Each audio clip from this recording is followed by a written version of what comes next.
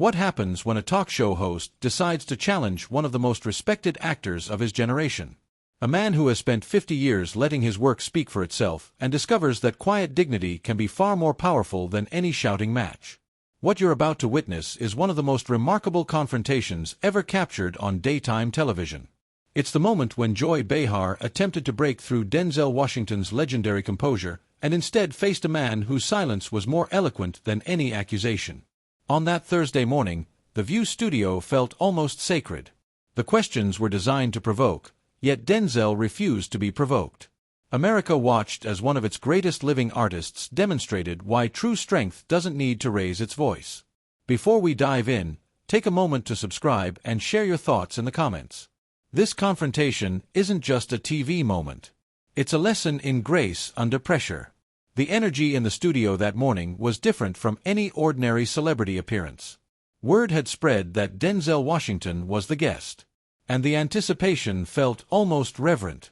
This wasn't just a movie star. This was an institution. A man who had won 2 Academy Awards, who had portrayed Malcolm X, Hurricane Tartar, and Alonzo Harris with equal conviction. A man who had been married to the same woman for over 40 years in an industry where marriages are often measured in months. When Denzel walked onto the set, the applause was thunderous and sustained. At 69 years old, he moved with the quiet authority of a man who had nothing to prove and nothing to hide. His face carried the calm, watchful presence of someone who had spent a lifetime studying human nature and portraying it on screen. There was something almost ministerial about him. He was a man of deep faith, someone who had considered becoming a preacher before choosing acting, who still attended church regularly and credited God for every success.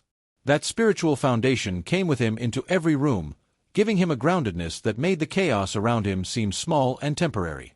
He settled into the guest chair with the same economy of movement that defined everything he did.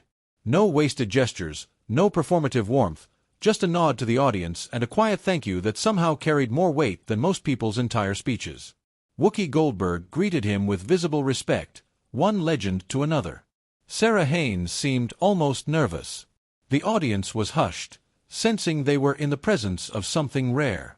But Joy Behar as always wore that familiar expression, the one that suggested she had decided to approach this interview differently than Denzel's presence might warrant. "So Denzel, let's get into something real," she said, her voice edged in a way that made the other hosts exchange glances. "You've had this legendary career, 2 Oscars, countless iconic roles, but let's be honest about something. You won your first Oscar playing a slave, and your second playing a corrupt cop. Some people say Hollywood only rewards black actors when they play degrading roles. What does it say that your biggest recognition came from those particular characters?" The question was clearly designed to provoke, to force Denzel into either criticizing Hollywood or defending roles that some might consider problematic. The studio felt silent. Denzel looked at Joy, calm and almost curious, as if studying a specimen. "That's an interesting way to frame my career," he said slowly. "Let me offer a different perspective. In Glory, I played a man who fought and died for freedom. A man who refused to accept the limitations others placed on him. A man of dignity and courage. If you only see slave when you look at that role, that says more about how you see things than what I did." And Alonzo Harris in Training Day wasn't just a corrupt cop. He was a complex human being. Brilliant, charismatic, ultimately tragic. Shakespeare wrote villains, too. Are we only supposed to play heroes? Is that the limitation you'd put on black actors, that we can only be noble and simple? Joy seemed momentarily taken aback, but recovered quickly. "But don't you think there's a pattern in Hollywood? Black actors winning for certain types of roles while being overlooked for others." "There are patterns everywhere," Denzel replied calmly. "But I've played lawyers, coaches, journalists, pilots, gangsters, historical figures, fathers, brothers, sons. I've directed films. I've produced films. If you want to reduce my 50-year career to 2 roles because those are the ones that won Oscars, that's your choice, but it's not accurate. I've been blessed to work consistently for 5 decades. How many actors of any color can say that? I don't focus on what I haven't received. I focus on the work. The work speaks for itself." Joy shifted tactics. "Let's talk about your personal life then. You've been married to PA for over 40 years. That's remarkable in Hollywood.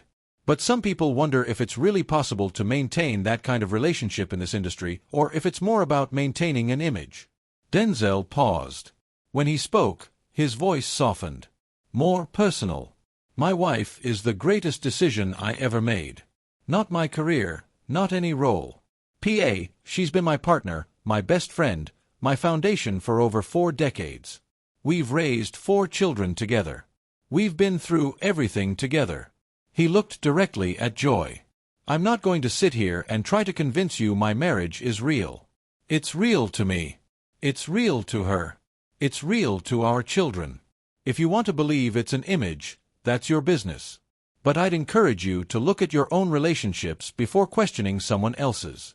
His gentle but pointed rebuke landed with weight. Joy's face tightened. I'm not questioning your marriage, she said. I'm asking how you've managed it in an industry known for destroying relationships.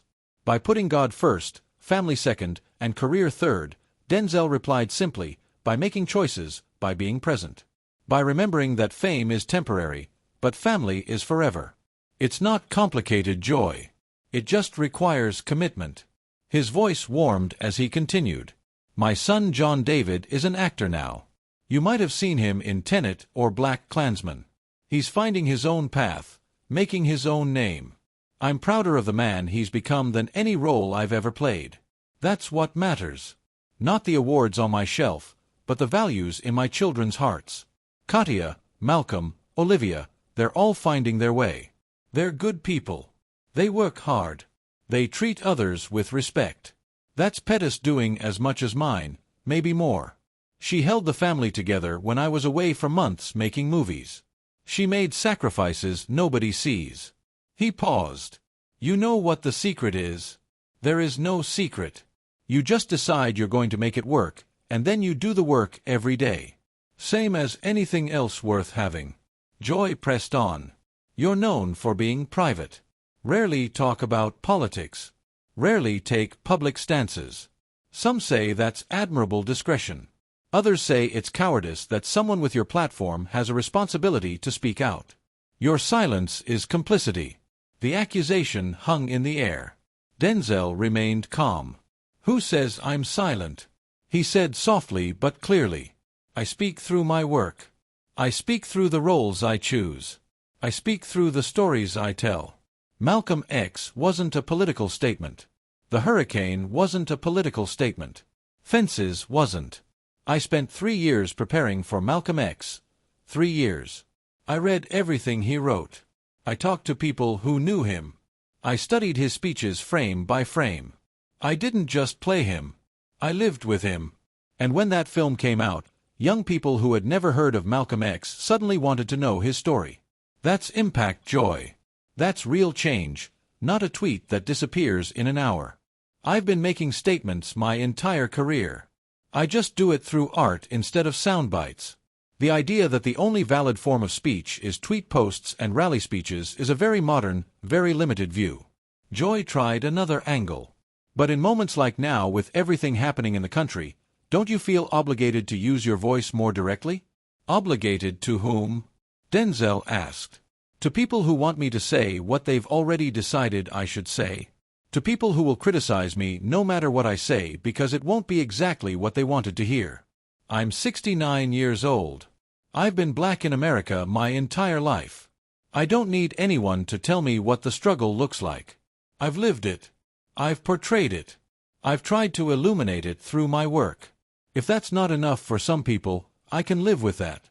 I'm not here to satisfy everyone's expectations.